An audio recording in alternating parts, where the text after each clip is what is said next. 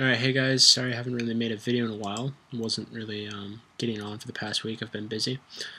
So I figured I'd make it up with you and do a quick video on how to play the Feca class, since that is primarily what I play. First, a quick update, how we're doing. Most of the people in our guild are at least level 50 and above. As you can see, our average level is 41. We did have 2 level 100s, one of them we had a falling out with, and he was kicked from the guild. Alright, so quick basics about the Feca class. Basically what you want to do is pick one elemental branch. For most of the classes, this is how you want to play. You want to pick one element, because that way you'll be the most powerful. If you spread out across 2 branches, as you've seen I've done, while as a Feca you will be more versatile, you'll also be weaker because you'll be doing less damage. So the support spells are mainly what I'm going to focus on for this video, because how you actually play the Feca depends on how you like to play. As you can see, I never use water, so I'm not much of a support. That's what I use earth spells for, if I use them at all. So basically all the specialties of the Feca are important. Each of them you really can't go without any of these, so you really need them all. But depending which ones you want to level over here is depending how you play. As a fire Feca, I rely mostly on my glyphs. This is why I have glyph maxed as well as Feca master. What glyph or armor does is it gives you a couple of plates for your armor and glyph, as well as it lowers the cost for actually being able to cast the glyph or armor. Most of the time I would just bring it to level 6, because then it only costs 1 AP, and the last 3 levels that you would level it up only really gives you a few more plates, which in my opinion isn't really worth it when I would start leveling Feca Master, which gives the plates and glyphs more charges, as well as your ability to cast more glyphs on the field, which is your mechanics. So if you're going to be relying on glyphs, the first 2 things you're going to want to max is glyph or armor and Feca Master, because Feca Master is where all your plates come from. How exactly do the plates or armor work? Well, I will show you very quickly, if I can find a small group.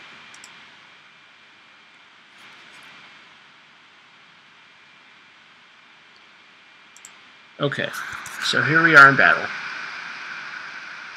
Now to cast a glyph, you're going to cast glyph or armor onto the field itself. And you have an unactivated glyph. Same goes for shields, except instead you're casting it on yourself or an ally. As you can see, I now have a shield on. Now to activate it, you want to cast the spell on yourself. So now you have an activated armor.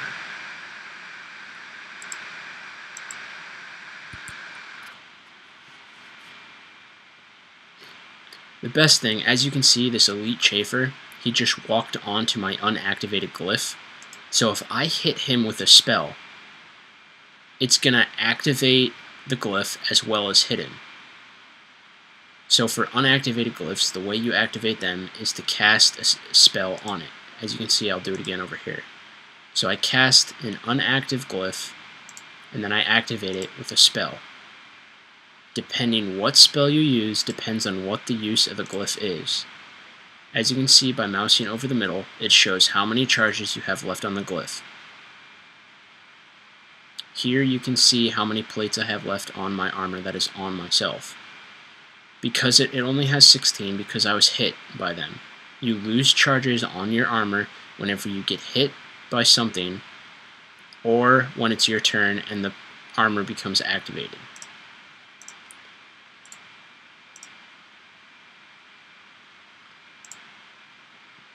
As you can see, on my turn, this glyph loses a charge because I'm standing on it. Normally it tells you when you lose a charge.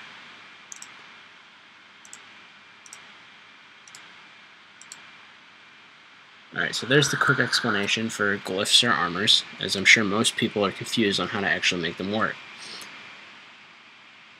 Other spells that are extremely useful, Peace Armor, what it basically does is it reduces your damage that you take for a certain, like until your piece armor, you put on piece armor, and what it does is it takes away damage for until your armor breaks. So once your armor breaks, all that damage comes back on you. Of course, if you have it maxed, it'll be taking away 60% of the damage until your armor breaks. Teleportation is extremely useful. However, it does not have a non-line of sight, so you have to be able to see your glyph in order to teleport to it. This is why I don't level it, because I don't see the use when I have other passives that are more useful. Explosive deglyphment, you automatically have a few points into it. Like if you deglyph with explosive deglyphment, it'll still hurt them a little bit. However, right now it's broken. I've tested it. I tried destroying the glyph, and it's supposed to return 1 Wakfu point, but it doesn't. And it doesn't have a certain percentage, so it just is automatically assumed that you're going to be getting that percentage, that 1 Wakfu point back, but you aren't. Pacification. It gives you resist and then reverses your damage and resist. It costs a Wakfu. This is why I don't use it, because I rely on my glyphs and I don't want to waste a Wakfu. However, because glyph or armor costs 2 Wakfu until you activate it, and then it gives you a Wakfu back, it actually could be useful, because you will end up with 1 Wakfu left over. As you can see, with 6 Wakfu, you're going to be able to cast 3, and then it'll give you 3 back. You'll still have 3 left, which you'll be able to cast another glyph, and then you'll have 2 left, which you'll cast another glyph, and then you'll only have 1 Wakfu left. So you will end up with 1 Wakfu if you use all your shields possible in the game. So this is why piece armor or pacification could be useful as like a final resort, your last measure, if you've used all your glyphs. However, as you can see, all of these passives really should be maxed. So this is my first priority, is maxing all these and then working on my active spells. Spell Rebound is probably one of the best spells in the game, the best passive in the game. It gives you a chance of returning an enemy attack, as you can read. It's only a 20% chance, but the ability to actually rebound all the damage back on them and not take any damage is fantastic. So this is why I'm starting to max this. As I already said, I maxed Feca Master, which gives me more plates, more mechanics, more charges, so my glyphs last longer, and I'm not wasting Wakfu by only having a shield that lasts for 2 turns. Plate Protection is new since release. What it does is every level gives you a 2% chance of regaining a plate if you've been hit. So this will make the shields that you're wearing last even longer, which would be great if you're doing a piece armor build. Because every time you get hit, if you have this maxed, you have a 40% chance of gaining a plate back, which will mean your piece armor lasts even longer, which if you have this maxed would give you a even longer time of not getting hurt. Ironclad is one of this is the first things you want to max. It gives you an automatic plus 40% resist to all elements. As you can see over here, I have this much resistance. Actually, let me take off my wedding rings.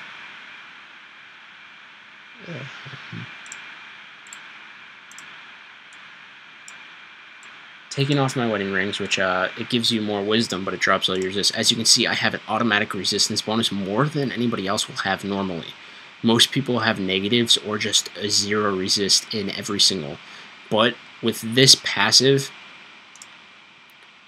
I'm gaining 40% resist on all the elements. Intimidation Aura is another one that I usually max, but I haven't got to there yet. It gives a minus 40% resist to all elements while the people are around you. Depending on what you build, it's a great move because it drops the resist when you're in lock, and since in PvP it usually ends up being a close-up, close combat fight, this would be great because you'd be dropping the resist and your teammates and yourself will be doing more damage. So this is just a quick guide over the Feca. Hope you guys enjoyed it. If you have any questions, feel free to PM me. I'm hoping to start making more videos, as well as maybe not even Wakfu videos, maybe some actual real life videos. Hope you enjoyed it. If you have any comments or suggestions, I would love to hear from you.